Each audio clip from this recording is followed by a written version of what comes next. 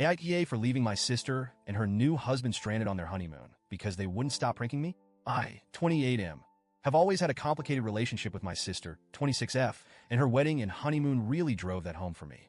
Let me explain, and maybe you all can tell me if I'm being unreasonable here. So, my sister has always been the prankster in the family. Growing up, it was one thing after another.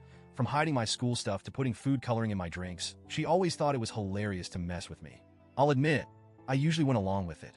I figured it was harmless, and I didn't want to be the stick-in-the-mud older brother. But things started crossing a line as we got older. Pranks got bigger, sometimes embarrassing, sometimes actually inconvenient, but I usually just brushed it off. Flash forward to her wedding. She asked if I'd drive her and her new husband to the cabin they'd rented for their honeymoon. The cabin was a few hours away, and since she didn't want to rent a car, she figured I could be their chauffeur, and in her words, it'd be a way for me to contribute without spending money on a gift. I'm not made of cash, so I thought it sounded like a fair deal.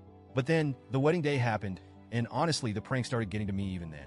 I was part of the wedding party, and she made me wear a ridiculous pair of glasses for a few photos. Guess what? Every picture had them. I even got pied in the face during the reception for laughs. So, by the time the honeymoon road trip came around, I was already feeling a bit exhausted by her humor. As soon as they got into the car, it was like prank mode went from 0 to 100. First, they accidentally switched my GPS to French. Not a big deal, but I had to pull over to fix it. Then, they hit my phone while I was pumping gas, and I spent a good 10 minutes looking around the car. When I finally found it in the glove compartment, they were in the back seat, practically crying with laughter. "Come on, man. Can't you take a joke?" they kept saying. But it was a 3-hour drive, and I was getting frustrated, especially because it was just non-stop from there. The radio stunts were next, flipping to random static and bizarre stations. I'd change it back, and 2 minutes later, it was some creepy talk show or foreign music. "Just relax," they kept saying. "It's supposed to be funny." But it was hard to enjoy when I was constantly on edge, wondering what was coming next. When we finally made it to the cabin, I was more than ready to say goodbye. But they wouldn't let me leave right away. "Come inside, check out the view," they insisted. And look, I love my sister, so I thought, fine, I'll go in, have a snack, and then I'll be out of here. I went inside, they showed me the view, gave me a drink, and all seemed well for about 5 minutes. But when I got ready to leave, my keys were gone. I asked them, "Hey, did you see where I put my keys?" But they just gave me these innocent looks and said, "Maybe they're in the couch cushions?"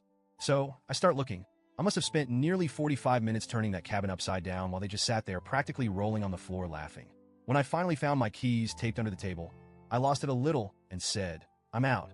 This has gone way too far." On my way out, they sprayed silly string all over my car. I kid you not. I cleaned that car before the trip, and now it was covered. I yelled back, real mature, but they just laughed harder and said, "Lighten up, dude. You're so uptight." I finally got in my car and started the drive back. It was about an hour, and when I realized something was off, I reached over to the back seat, hoping to grab a water bottle, and found my sister's purse. And right next to it, my brother-in-law's phone. It hit me that they left all their essential stuff in my car. For a moment, I thought about turning around, but I was done. Totally drained, both emotionally and physically. I figured if I went back, it would just be more pranks and more hassle. I wanted nothing more than to be home. They started blowing up my phone. My sister was panicking, saying, "Please, we really need those things. Can you come back?"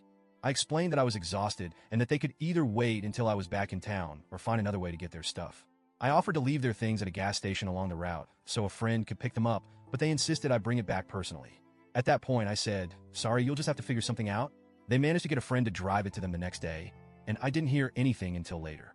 Now, my sister's mad. She says I ruined the start of their honeymoon by being too sensitive and not being able to take a joke. She thinks I'm overreacting, that it was all in good fun, and that I made things worse by not bringing their things back immediately. But I can't help feeling like they took it way too far and that they could have respected my limits. So, AITA for leaving them stranded?